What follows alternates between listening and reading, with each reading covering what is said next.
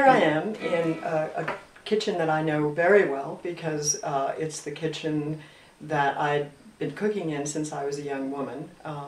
My father and my stepmother, Judith Jones, bought this house in 1980. It's in the Northeast Kingdom of Vermont, way, way far up on the side of a mountain, but a place that became a center for all of us in the family in terms of vacations, and of course it became a great cooking center for us all. It was also the kitchen that a lot of cookbooks got tested in over the years, and the most recent one is The Pleasures of Cooking for One, which is Judith's most recent book, published a couple of years ago, I think, now. But still one of those books that I think is timeless, so people are constantly referencing it. It's a wonderful book. I know it was one of the major reasons why you bought the house, because the kitchen was here. Well, how could you not fall in love with this stove? I mean, it's a good, husky, professional stove. Of course, immediately had to hang one. Cocks above, they're not as neat as Paul Child did for Judith. Another thing we did was sort of collect antique items. I feel that kitchens should be personal. Yes. And they've become so antiseptic, and everything is put away, and it's all white and neat. I have dry goods that I use a lot. Right. And I like being able to see them. I know just where they are. I reach for them. And I love it when the sun goes down over here, and the whole, so beautiful. All the wood picks up that orange glow, and it's like a Vermeer painting. Because we were in the midst of a heat wave, and it's very warm in Vermont, we were thinking about cool summer supper, a picnic, and what is better for that than potato salad? But I think you're going to do what is sort of a French version, which is served warm, and I will do a cold version, which is more an American style potato salad. I happen to love the way I learned to do potato salad in France. I just learned because I had it in a couple of bistros. And the secret to it was the potatoes were warm, and they drank in that vinaigrette, so they were permeated with it. And you couldn't let them get cold. You had to eat them right away, particularly with a nice French sausage. And you were talking about the herbs that you would put into the warm potato salad, and that might be exactly what you have in the garden at that point. And it may not always be the same herb. People, I think, today tend to worry too much about strict adherence to the rules, 1/8 of a teaspoon. And I think my message to young people is loosen up. Use a master recipe to learn the technique, sure, but then do it your way. And you've got several, well, at least 2 kinds of potatoes here. You want to talk about the choices you made for the warm potato salad? Well, there's nothing rigid about it, but they should be what we call new potatoes, not old russet-like potatoes. Right. The secret to keeping your potatoes nice and firm, not waterlogged, is to boil them whole. If you peel them first, they will absorb the water. At the end of 15 minutes, good boiling, you fish them out, and as soon as you can handle them, you take off the peel and plunge it into the marinade so that it just drinks it up. Let's make the vinaigrette while the potatoes are Good idea. Yeah. Did you make yours in a little bottle the way I always do? I just saved my mustard bottle. Me too, yeah. It's so you handy. You probably got that from us. I'm sure. A great saver. You just eyeball it. So let's. Okay. I think for this amount, I would do 2 pinches. And this should be 1/3. This is sort of a guide, but it's really my eye. So your formula is 3 to 1. Yeah. And then in terms of the mustard and the salt? It depends on whether I want a strong one, and I do for this potato salad. Okay. Well, it's fine for this. Is it good? It's vinegary, but okay. And I think it'll be good with the potatoes because they're so bland. I think that'll be delicious. They need to drink it up. Yeah. Just as They're soon, so hot. just as soon as they're Right.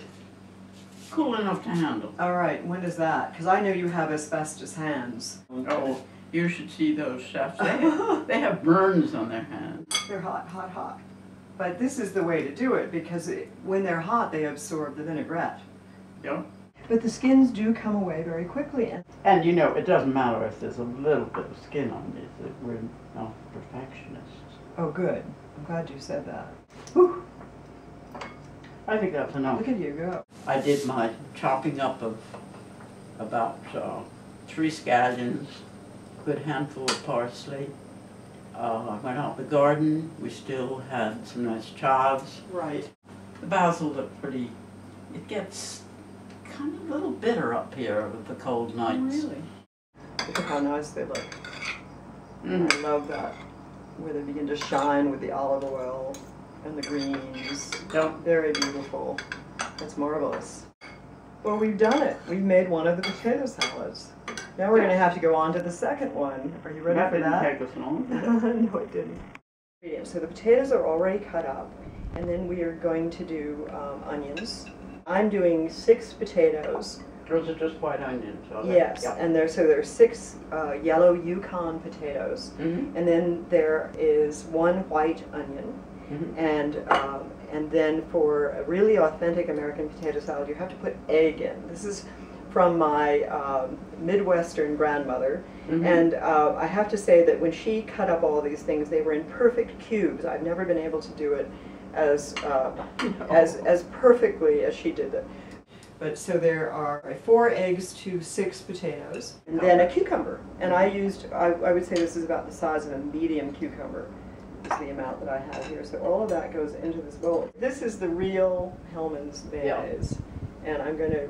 what would you use about half of that? I don't know. I'm going to see, because there's an awful lot of vegetable in this bowl.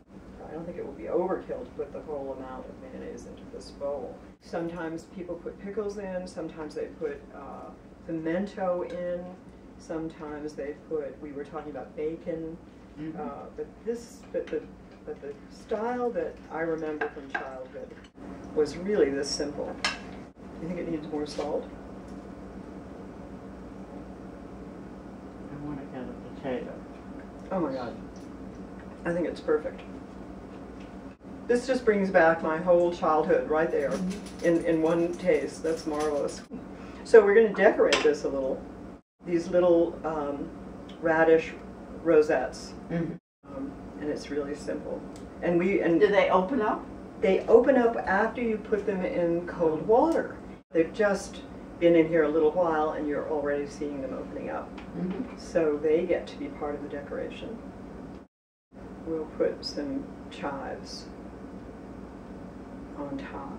Back when I was a child, we didn't have all this fabulous variety of lettuces that we do now. And so it would be iceberg lettuce that went around the edges. And there we are. Here, you want to see your potatoes? Yeah. So now we're going to have the fun of eating both of our potato salads. And I think you're going to do sausages with yours.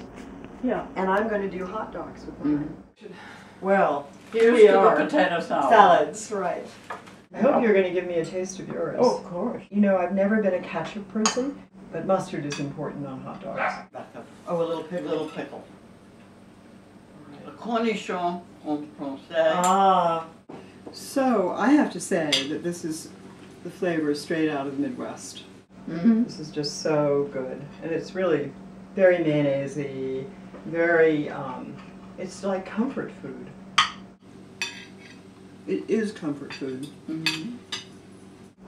What I was going to say about your potato salad, the warm potato salad, is that by the time it sat for a while, and then we served it, the flavor is even better than it was when you first put the vinaigrette. It really drinks. I think it's really, really delicious. So never follow a recipe scrupulously. Always judge, taste, judge, and correct yourself. And then you know, you get more confident. Yes, right. But so it just takes time and practice. But it's fun, and it's always different.